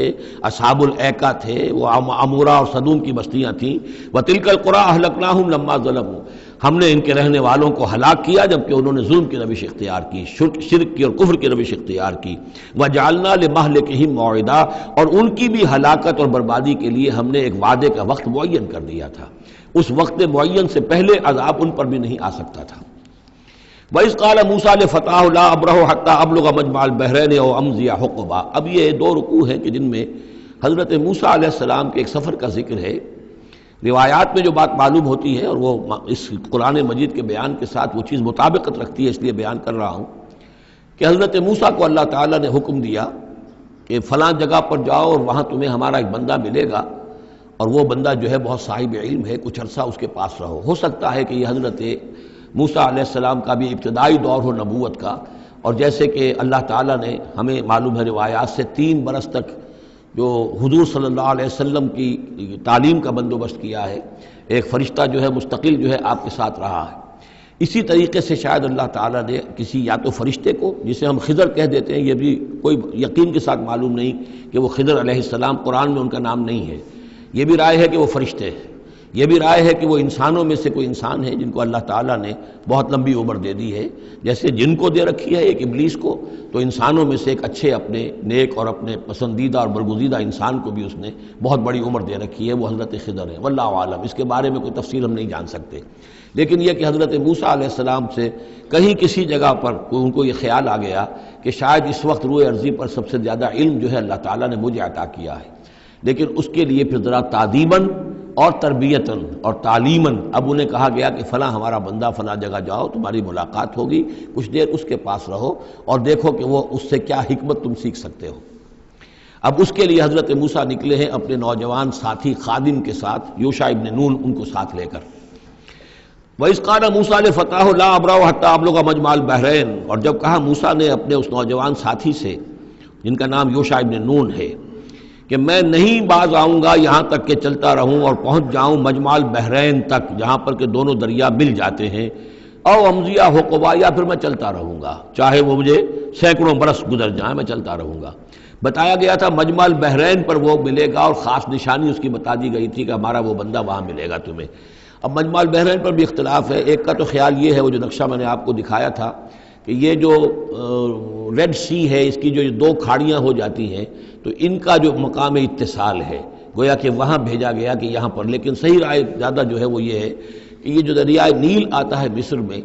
تو یہ سوڈان سے آتا ہے، تو 2 دریا مل کر یہ دریا بنتے ہیں، النیل الازرق اور النیل الابیض، ایک سفید رنگ کا پانی ہے اور ایک بھی نیلے رنگ کا پانی ہے۔ یہ نقشہ ہمیں بھی اٹک پر نظر آتا ہے، دریائے سندھ جو تربیلا سے نکل کر پانی آتا ہے وہ نیلے رنگ کا ہے، اور جو دریائے کابل کا پانی آ رہا ہوتا ہے مغرب سے، تو اس کا وہ پانی گدلا ہے، اور کافی دور تک پھر ہمیں نظر آتا ہے کہ یہ دریائے کابل کا پانی چل رہا ہے گدلے رنگ کا، اور یہ صاف صاف پانی جو ہے دریائے سندھ کا چل رہا ہے۔ تو اسی طرح کا معاملہ وہاں پر ہے، نیل جو ہے نیلا نیل اور سفید نیل، النیل الازرق اور النیل الابیض، وہاں پر پہنچے ہیں کہیں، یہ یوں سمجھیے خرطوم کے آس پاس، کہ میں اب چلتا جاؤں گا۔ فلما بلغا مجمع بینہما، جب یہ پہنچ گئے اس دونوں دریاؤں کے ملنے کی جگہ پر، نسیا حوتہما، یہ بتا دیا گیا تھا کہ ایک جو مچھلی ہے تل کر اس کو ساتھ لے لینا تاکہ تمہارے وہ غذا کا کام بھی دے گی، اور اسی کو نشانی بنانا تھا اللہ نے بتانے کے لیے کہ کس جگہ پر وہ اس شخص سے ملاقات ہوگی۔ جب وہ پہنچے ان دونوں کی مجمع کے مقام پر، نسیا حوتہما، تو انہوں بھول گئے اپنی اس مچھلی کو، فاتخذ سبیلہ فی البحر سربا، اور وہ مچھلی جو ہے وہ زندہ ہو کر، حالانکہ بھنی ہوئی تھی تلی ہوئی تھی، وہ زندہ ہو کر اور اس نے وہ سرنگ سی بنا کر اور سمندر میں چلی گئی۔ فلما جاوزا، اب یہ نقشہ جو ہے یہ ان کے جو ساتھی تھے یوشع ابن نون، انہوں نے دیکھا ہے اپنی نگاہ سے کہ یہ معاملہ ہوا ہے، لیکن یہ کہ اس کا تذکرہ کرنا حضرت موسیٰ علیہ السلام سے بھول گئے۔ فلما جاوزا، جب وہ وہاں سے آگے نکل گئے، قال لفتاه آتنا غداءنا، انہوں نے اپنے اس نوجوان ساتھی سے کہا، خادم سے، کہ بھئی ہمارا وہ کھانا لے آؤ، ناشتہ لے آؤ، لقد لقینا من سفرنا ھذا نصبا، اب ہمیں اس سفر سے کوئی تکان طاری ہو گئی ہے، ایگزاسشن ہو رہی ہے، اور یہاں یہ نقطہ بیان کیا ہے مفسرین نے کہ چونکہ اس اصل مقام سے آگے نکل آئے تھے اس لیے اب تکان ہوئی ہے، ورنہ جو مقام تک پہنچنا تھا وہاں تک انہیں تکان کا کوئی احساس نہیں ہوا۔ قال ارأیت اذ اوینا الی الصخرۃ، اس نوجوان نے یہ کہا خادم نے کہ آپ دیکھیے جب ہم اس چٹان کے پاس تھوڑی دیر کے لیے رکے تھے سستانے کے لیے، فإنی نسیت الحوت، تو میں اس مچھلی پر نگاہ رکھنا بھول گیا، اس کی حفاظت کرنا بھول گیا، وما انسانی الا الشیطان ان اذکرہ، اور شیطان نے مجھے بھلائے رکھا کہ میں آپ سے ذکر بھی نہیں کر سکا، واتخذ سبیلہ فی البحر، وہ تو زندہ ہو کر اور اس نے اپنا راستہ بنایا اور سمندر میں اتر گئی یا دریا میں اتر گئی، عجبا، بہت عجیب یہ واقعہ تھا جو پیش آیا تھا۔ قال ذالک ما کنا نبغی، اب حضرت موسیٰ نے کہا اسی کے تو ہم تلاش میں تھے، یہی تو نشانی بتائی گئی تھی کہ یہاں پر، اب چلو واپس وہیں۔ فارتدا علی آثارہما قصصا، تو وہ اب لوٹے اپنے نقوش پا کو دیکھتے ہوئے، چونکہ وہیں پہنچنا ہے اب جہاں پر کہ وہ مچھلی جو ہے وہ زندہ ہو کر اور دریا میں اتر گئی تھی۔ فوجد عبدا من عبادنا، اب جو وہاں پہنچے تو پایا ہمارے بندوں میں سے ایک خاص بندے کو، آتیناہ رحمتا من عندنا، ہم نے اسے رحمت عطا کی تھی خاص اپنے پاس سے، وعلمناہ من لدنا علما، اور اسے علم سکھایا تھا خاص اپنے پاس سے۔ یہ علم لدنی ایک اصطلاح ہے جو یہیں سے لفظ اخذ کیا گیا ہے۔ ایک علم وہ ہے جو ہم سیکھتے ہیں، جو بھی پڑھتے ہیں سیکھتے ہیں، تفسیر پڑھی ہے، عربی پڑھی ہے، نحو پڑھی ہے، فقہ پڑھی ہے، یہ علم حاصل ہو رہا ہے، یا جیوگرافی پڑھی ہے، تاریخ پڑھی ہے۔ ایک وہ علم ہے جو اللہ کسی کے دل میں ڈال دیتا ہے بغیر کسی مادی طور پر دنیاوی اعتبار سے کسی تحصیل علم کی مشقت سے گزرے ہوئے، اس کو علم لدنی کہتے ہیں۔ لدن کہتے ہیں نزدیک، لدن اللہ، لدنی، ہم نے اپنے پاس سے، اپنے خاص خزانہ فضل سے، خاص خزانہ فیض سے اسے علم عطا کیا تھا۔ ہم نے اسے رحمت بھی دی تھی، آتیناہ رحمتا من عندنا وعلمناہ من لدنا علما۔ قال لہ موسیٰ، ان سے کہا موسیٰ نے، هل اتبعک، اگر آپ اجازت دیں تو میں کچھ عرصہ آپ کے ساتھ رہوں، علی ان تعلمنی مما علمت رشدا، لیکن اس لیے اس شرط کے ساتھ کہ آپ مجھے بھی سکھائیں کچھ جو آپ کو علم دیا گیا ہے اور جو بڑی سعادت مجھے اللہ نے بتایا ہے کہ آپ کو اللہ نے بڑا عقل، بڑی سمجھ بوجھ اور بڑی حکمت عطا کی ہے۔ قال انک لن تستطیع معی صبرا، انہوں نے کہا کہ دیکھو تم میرے ساتھ رہ کر صبر نہیں کر سکو گے۔ وَكَيْفَ تَصْبِرُ عَلَىٰ مَا لَمْ تُحِطْ بِهِ خُبْرًا، اور کیسے صبر کرو گے اس چیز پر کہ جس کا کہ علم تمہارے پاس نہیں ہے، جس کا تم نے احاطہ نہیں کیا ہے، تمہیں تو بات بڑی غلط لگے گی، عجیب سی لگے گی۔ قَالَ سَتَجِدُنِي إِن شَاءَ اللَّهُ صَابِرًا، حضرت موسیٰ نے کہا کہ نہیں، انشاءاللہ آپ مجھے صابر پائیں گے، میں صبر کروں گا، وَلَا عَصِي لَكَ أَمْرًا، اور میں آپ کی کسی حکم کی خلاف ورزی نہیں کروں گا۔ اب دیکھیے یہاں انشاءاللہ صبر کے ساتھ تو آ گیا، ولا عاصی لک امرا، آپ کے حکم کی خلاف ورزی نہیں کروں گا، یہاں انشاءاللہ نہیں آیا ہے، اور اسی میں خلاف ورزی ہو گئی، یعنی یہ کہ انہوں نے جو حکم دیا تھا پھر اس کی وہ پابندی نہیں کر پائے۔ ولا تقولن لشیء انی فاعل ذلک غدا، اس کے ساتھ اس کو جوڑ لیجئے جو ہم پڑھا ہے اسی صورت میں، حضور سے کہا گیا تھا کبھی نہ یہ کہیے گا، یہاں بھی کہتے ہیں انشاءاللہ میں کوشش کروں گا، انشاءاللہ اللہ تعالیٰ کے فضل و کرم سے میں آپ کے حکم کی خلاف ورزی نہیں کروں گا۔ قال فإن اتبعتنی، اب یہ حکم ہے ان کا، انہوں نے کہا کہ اگر تم میرے ساتھ چلنا چاہتے ہو، رہنا چاہتے ہو، فلا تسألنی عن شیء، تو کسی چیز کے بارے میں مجھ سے خود مت پوچھنا، حتی احدث لک منہ ذکرا، یہاں تک کہ میں خود اس کے بارے میں کوئی تذکرہ کروں، بس دیکھتے جاؤ جو بھی میرے ساتھ ہو رہا ہے، دیکھتے رہو، آبزرو کرو، چپ رہو، خاموش رہو، میں جب مناسب سمجھوں گا جو اصل حکمت ہے ان چیزوں کی کہ جو تمہارے مشاہدے میں آئیں گی وہ میں تمہیں بتا دوں گا، لیکن تم مجھ سے سوال نہیں کرو گے۔ فانطلقا، اب وہ دونوں چلے، گویا کہ حضرت موسیٰ نے وہ بات مان لی۔ حتی اذا رکبا فی السفینۃ، یہاں تک کہ جب وہ دونوں سوار ہوئے کشتی میں، خرقہا، اب ان صاحب نے، یہ جو صاحب موسیٰ انہیں کہیں یا حضرت خضر کہیں، انہوں نے کشتی کا ایک تختہ اکھاڑ دیا۔ قال خرقتها لتغرق اہلها، اب حضرت موسیٰ علیہ السلام کہاں خاموش رہنے والے تھے، اتنا غلط کام کر رہے ہو تم، ساری کشتی کو ڈبونا چاہتے ہو، کیا تم نے توڑ ڈالا ہے، پھاڑ دیا ہے اس کشتی کو تاکہ غرق کر دو اس کے اندر جو سوار ہیں ان سب کو؟ لقد جئت شیئا امرا، یہ تو آپ نے ایک بہت غلط کام کیا، بہت بھاری ایک جرم ہے جو آپ سے سرزد ہوا ہے۔ قال الم اقل انک لن تستطیع معی صبرا، انہوں نے کہا کیا میں نے نہیں کہا تھا کہ تم میرے ساتھ صبر نہیں کر سکو گے؟ تو اصل بات سمجھ لیجئے وہ کیا ہے کہ دنیا میں جو ظاہر میں کوئی عمل ہو رہا ہوتا ہے ہم اس کو دیکھتے ہیں، اس کے پیچھے اللہ کی کیا مشیت کام کر رہی ہے وہ ہمیں نظر نہیں آتی۔ بظاہر کوئی شے ہمارے لیے بری ہے، اس کے پیچھے کوئی خیر آ رہا ہے، ہم اس بری چیز کو برا سمجھ کر اور وہ ہم جو ہے نالا و شیون کا معاملہ اختیار کر لیتے ہیں۔ عسیٰ ان تکرہوا شیئا وہو خیر لکم وعسیٰ ان تحبوا شیئا وہو شر لکم واللہ یعلم وانتم لا تعلمون۔ یہ ہے اصل میں وہ بات کہ جو سورہ بقرہ میں ہم نے پڑھی تھی۔ ہو سکتا ہے تم کسی چیز کو برا سمجھو جبکہ حقیقت میں وہ تمہارے لیے بہتر ہو، اور ہو سکتا ہے کہ تم کسی چیز کو اچھا سمجھو حقیقت میں تمہارے لیے وہ مضر ہو۔ اللہ جانتا تم نہیں جانتے، تو تفویض الامر ہونا چاہیے اللہ کی طرف، اے اللہ جو تجھے میرے لیے پسند ہے۔ لیکن یہ جو بھی فرشتے کر رہے ہوتے ہیں، اور ظاہر بات ہے یہ بھی ہو سکتا ہے فرشتے ہوں یا اولیاء اللہ میں سے کسی کی روح ہے، تو جیسا کہ شاہ ولی اللہ کا قول میں نے آپ کو سنایا ہے کہ وہ بھی ملائکہ کے طبقہ اسفل میں شامل ہو جاتے ہیں اور وہی اللہ تعالیٰ کے احکام کی جو ہے تنفیذ کرتے ہیں۔ تو یہ شرعی احکام نہیں ہے، یہ تکوینی احکام ہے۔ کسی کا بچہ جو ہے چھت کے اوپر سے گرا مر گیا، اب وہ تو چیخ رہا ہے، ماں بھی چیخ رہی ہے، بہن بھائی بھی چیخ رہے ہیں، اب کیا پتا کہ یہ بچہ جو ہے اگر بڑا ہو جاتا تو یہ ماں باپ کے لیے سوہان روح ہوتا۔ اللہ نے ان کے لیے خیر کیا ہے کہ اس بچے کو اس وقت لے لیا ہے، لیکن انہیں تو پتہ نہیں کہ آئندہ کیا ہونا تھا۔ تو ہم ظاہر کو دیکھ کر جو ہے گھبرا جاتے ہیں اور اس کو اپنے لیے برا سمجھ بیٹھتے ہیں، جبکہ اللہ تعالیٰ کی بیدک الخیر، اللہ کے ہاتھ میں خیر ہی خیر ہے، لیکن ہماری شارٹ سائٹڈنس ہے کہ جس کی وجہ سے ہم چیزوں کو کسی اور رنگ میں لے رہے ہیں۔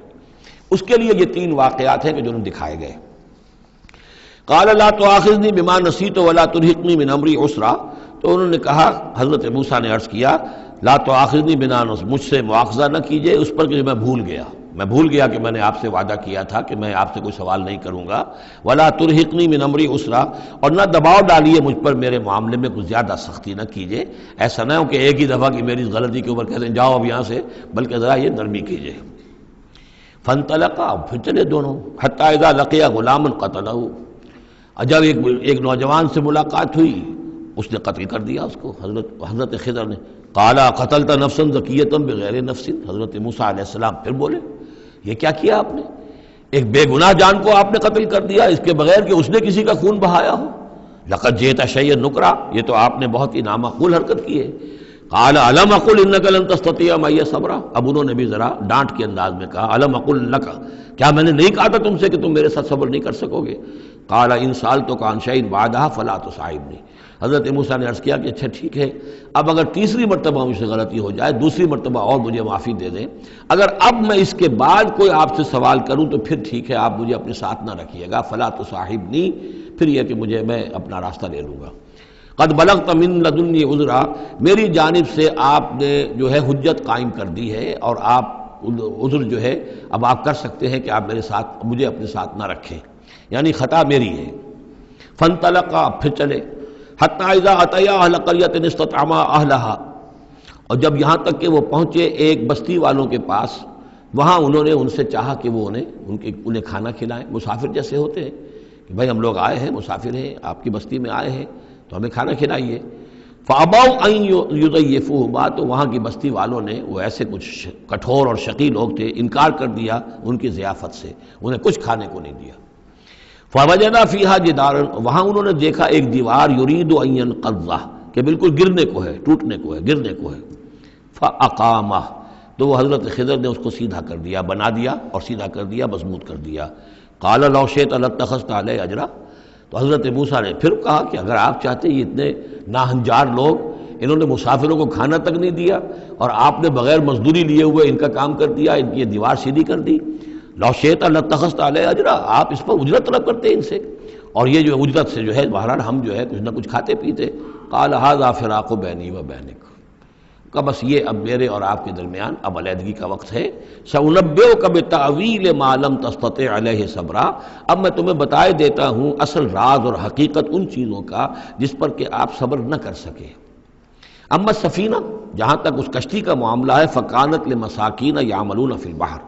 تو یہ ان مزدوروں کی ملکیت تھی کہ جو دریا میں محنت کرتے ہیں، جیسے کشتی ہے ادھر سے ادھر اتار دیا، دو پیسے لے لیے، ایک پیسہ لے لیا، یہ مزدوری کر رہے ہیں، ان کے لیے گویا کہ کمائی کا اور ان کی معاش کا یہی ذریعہ ہے۔ فَأَرَدْتُ أَنْ أَعِيبَهَا، میں نے یہ چاہا کہ اس کو عیب دار کر دوں،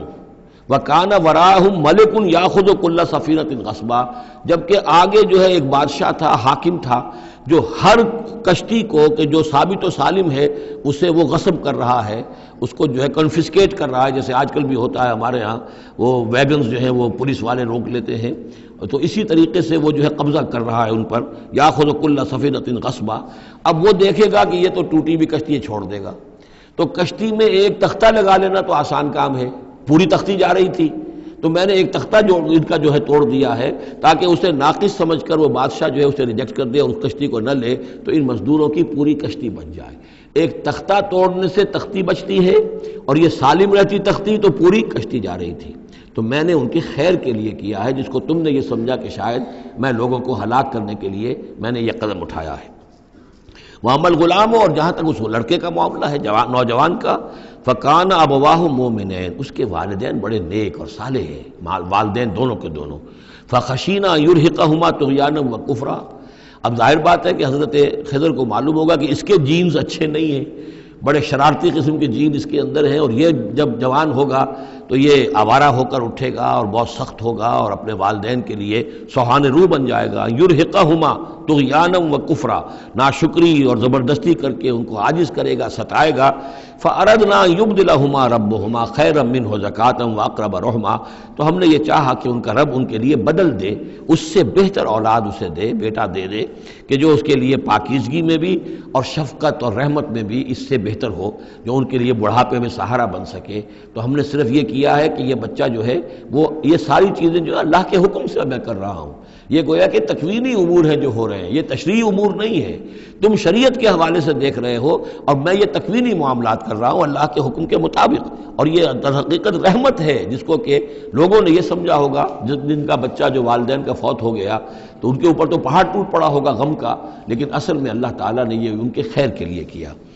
وَأَمَّا الْجِدَارُ، اور جہاں تک اس دیوار کا معاملہ ہے، فَكَانَ لِغُلَامَيْنِ يَتِيمَيْنِ فِي الْمَدِينَةِ، تو یہ دو غلام لڑکوں کی دیوار ہے جو شہر میں رہتے ہیں۔ وَكَانَ تَحْتَهُ كَنْزٌ لَهُمَا، اور اس دیوار کی جڑ میں ان کے لیے ایک دفینہ ہے۔ وَكَانَ أَبُوهُمَا صَالِحًا، اور ان کا باپ جو ہے وہ بہت نیک آدمی تھا، باپ نیک تھا، عین وہ جو سمجھئے کہ کسی جوانی میں یا کوئی وقت جو ہے وہ اس کی موت کا وقت آ گیا، بچے چھوٹے چھوٹے تھے، اس نے کچھ اپنی پونجی جو ہے گھر کے اندر ایک دیوار کی جڑ کے اندر بنیاد کے اندر دفن کر دی، یہ بڑے ہو جائیں بچے یہ نکال لیں۔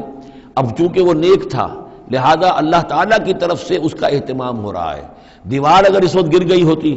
تو یہ خزانہ ظاہر ہو جاتا، اور ابھی وہ بچے جو ہیں وہ چھوٹے ہیں، تو لہذا یہ لوگ جو ہیں بستی والے کتنے ناہنجار ہیں جنہوں نے ہمیں کھانے کو نہیں دیا ہے، وہ کیا یتیموں کے اس مال کا لحاظ کریں گے؟ وہ سارا کا سارا اس مال کو قبضہ کر لیں گے۔ تو میں نے وہ دیوار بنا دی ہے۔ کان ابوہما صالحا، ان کا باپ بہت نیک آدمی تھا۔ فاراد ربک یبلغ اشدہما، تو آپ کے رب کا یہ فیصلہ ہوا کہ یہ دونوں بچے جو ہیں اپنی پوری جوانی کو، پختگی کو، بلوغت کو پہنچ جائیں، ویستخرجا کنزہما، اور پھر وہ اپنا خزانہ نکال لیں۔ رحمتا من ربک، یہ تینوں امور آپ کے رب کی رحمت کا منظر ہے۔ بظاہر جو بھی نظر آ رہا ہے، تو دنیا میں جو حالات و واقعات ہو رہے ہیں یہ حقیقت دنیا کے اعتبار سے ہم اس کے ظاہر کو دیکھتے ہیں، اور ظاہر کے حوالے سے ہی دل گرفتہ ہو گئے، رنجیدہ ہو گئے، نقصان ہو گیا، یہ ہو گیا، ہاں اے فلک پیر جواں تھا ابھی عارف، کیا تیرا بگڑتا جو نہ مرتا کوئی دن اور، مرثیوں پر مرثیے کہے جا رہے ہیں، یہ سب کچھ ہوتا ہے، لیکن یہ کہ یہ پتہ نہیں ہوتا کہ اللہ تعالیٰ کی طرف سے جو بھی ہے وہ خیر ہے، اسی میں بھلائی ہے۔ تو بندہ مومن کا کام کیا ہے؟ تفویض الامر الی اللہ، اپنے معاملات کو اللہ کے حوالے کر دے، راضی برضائے رب، جو اللہ کی طرف سے آیا کہ ہر ساقی ماریخت عین الطاف رحمتا من ربک، یہ سب کچھ رحمت تھا، رحمت ہے آپ کے رب کی طرف سے۔ وما فعلتہ عن امری، یہ میں نے اپنے جی سے نہیں کیا ہے، میرا فیصلہ نہیں ہے۔ یعنی یہ جو بھی تھے، چاہے فرشتے تھے اور چاہے کوئی نیک انسان ہے جنہیں اللہ نے بہت لمبی زندگی دے دی ہے، چاہے یہ کوئی روح ہے کہ جو انسانی شکل میں پھر آ گئی ہے، کہ جو اللہ تعالیٰ نے کسی ولی اللہ کی روح کو جو ہے وہ طویل زندگی دے رکھی ہے، کوئی بھی ہے، اس سے کوئی فرق واقع نہیں ہوتا، لیکن یہ کہ وہ در حقیقت کارکنان قضاء و قدر کی فوج میں ریکروٹ ہو گئے، وہ جو فیصلے کر رہے ہیں، جس کی تنفیذ کر رہے ہیں، اس کا شریعت سے تعلق نہیں ہے، وہ تکوینی امور ہے اللہ تعالیٰ کے۔ ذالک تعویل ما لم تستطع علیہ صبرا، یہ ہے تعویل، یہ ہے اصل حقیقت، یہ ہے اصل راز ان چیزوں کا جس پر کہ اے موسیٰ تم صبر نہ کر پائے۔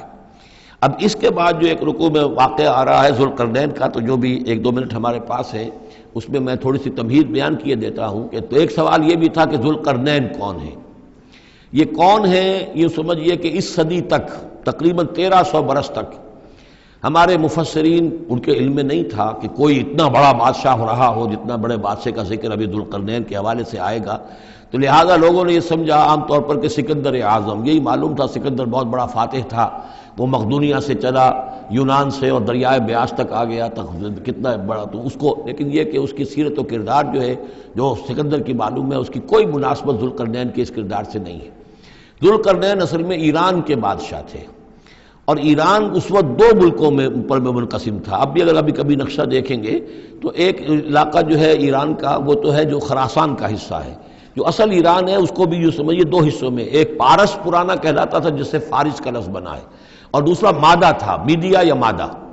تو یہ ایک شخص ایسے ابھرے کہ جنہوں نے ان دونوں کو ملا کر ایک حکومت بنایا، اور وہاں سے سلطنت ایران کا جو یوں سمجھیے کہ جو ان کا ایک سنہرا دور ہے، اور ان کی عظمت و سطوت جس کی کہ وہ بہت زیادہ جس پر فخر کرتے ہیں، اس لیے کہ ایرانی قوم بڑی نیشنلسٹ ہے، نسل پرست ہے، ان کے اندر اپنی تاریخ پر، اپنی روایات پر جو ہے وہ بہت ان کو فخر ہے۔ تو وہاں سے وہ دور شروع ہوا، اور انہوں نے پھر اس علامت میں کہ میں نے 2 ملکوں کو جوڑ کر ایک بنایا ہے، اپنے تاج کے اندر 2 سینگ لگا لیے تھے، اور وہ جو ہے ذوالقرنین یہ لقب ان کا ہو گیا تھا۔ اس کے حوالے سے سوال کیا گیا، اور اس کے بارے میں تفصیل جو اگلے رکوع میں آئے گی۔ بارک اللہ لی ولکم فی القرآن العظیم ونفعنی وإیاکم بالآیات والذکر الحکیم۔